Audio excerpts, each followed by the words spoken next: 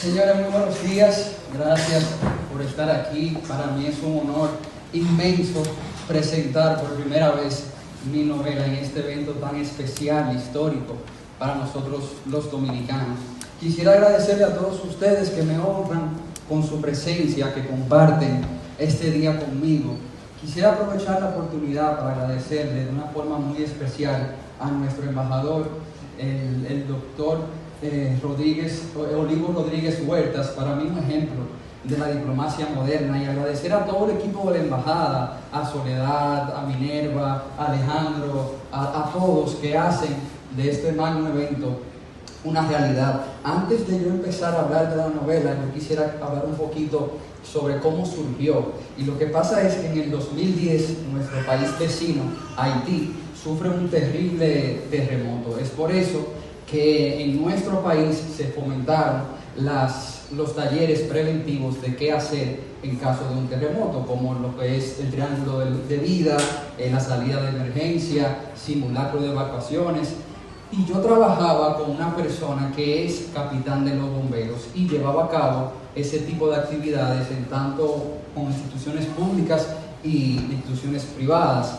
Uno de esos talleres fue en el modelo penitenciario Najayo Mujeres, al cual él me invitó, y claro, yo accedí por la curiosidad que me provocaba conocer una cárcel, caminar por sus pasillos, comer en su comedor y ver ese mundo un tanto místico que pudiera tener una cárcel. Tengo que admitir que conocí una cárcel organizada, reintegrativa, pero con un alarmante número de mujeres extranjeras. Antes de terminar el taller, la directora de la prisión se nos acerca para darnos la bienvenida y saludarnos.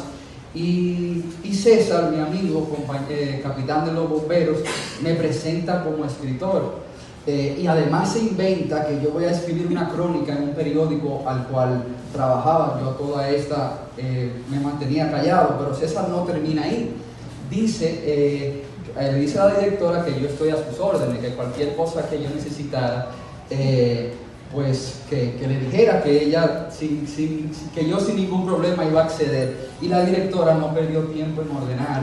Me explicó que la actual profesora de español salía por licencia de maternidad y que necesitaba una persona que le cubra ese puesto por ese momento. Es así como yo paso a ser profesor voluntario del modelo penitenciario Najayo Mujeres. Las clases eran de español, evidentemente, y eran solamente una vez a la semana, los martes de 9 a 12.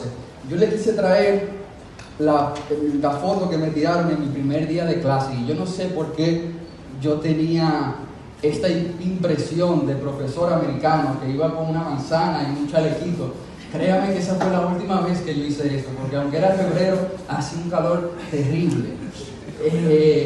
Las internas, les explico un poquito, las que tienen el t-shirt verde son las que están ya condenadas, y las que tienen la camiseta azul son las que aún esperaban la condena. Quizás ahí no se pueden ver todas, pero yo tenía 19 internas en la clase.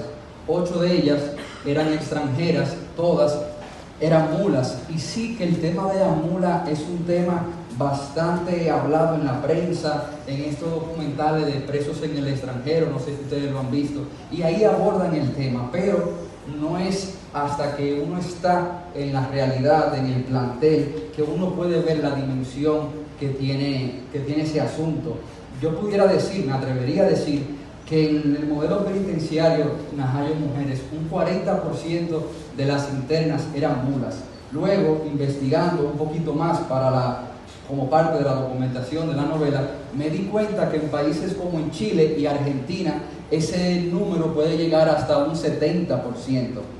Y bueno, en pocas semanas ya las internas y yo estábamos en confianza, quizás porque yo traté de ser lo más sincero posible, y le dije que me interesaba mucho conocer sus historias, saber cómo se empieza en el escalafón más bajo del narcotráfico.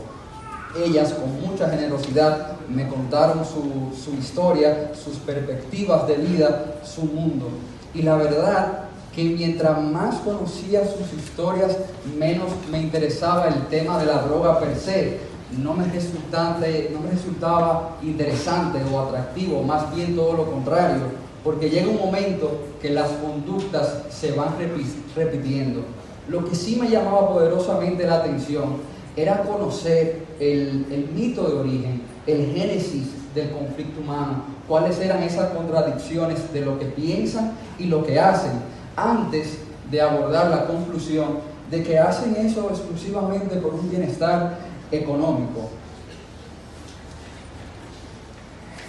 Y es así como nace el personaje principal de la novela, la mula, en este caso, Ibamar Santos. Ibamar Santos para mí es un personaje muy especial, quizás el más demandante que he escrito. Su historia no es una mezcla o un remix de las anécdotas que yo tomé de las demás internas, porque siempre hay una que es especial. Yo recuerdo que en parte de la entrevista que hacía, le preguntaba por lo general la misma pregunta, y una de ellas era que si se arrepentía, que haría diferente, y la mayoría te dicen que sí, que están muy arrepentidas, que no lo vuelven a hacer, pero una de ellas, recuerdo que me miró fijamente a los ojos y me dijo: Jesús, tú te estás volviendo loco, yo no sabía que iba a comer al otro día, y mis hijas tienen ya su universidad paga.